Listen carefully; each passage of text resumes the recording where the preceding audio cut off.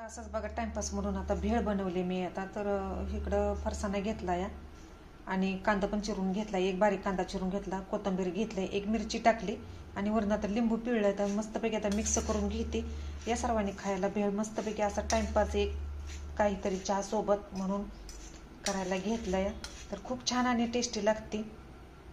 तर कोथिंबीर मी भरपूर अशी टाकलेली आणि कांदा पण टाकलेला आहे. तर आता मुलासने आता मिरची काही जास्त आवडत नाही त्याच्यासाठी मी लिंबू पण पिळलेलं आहे.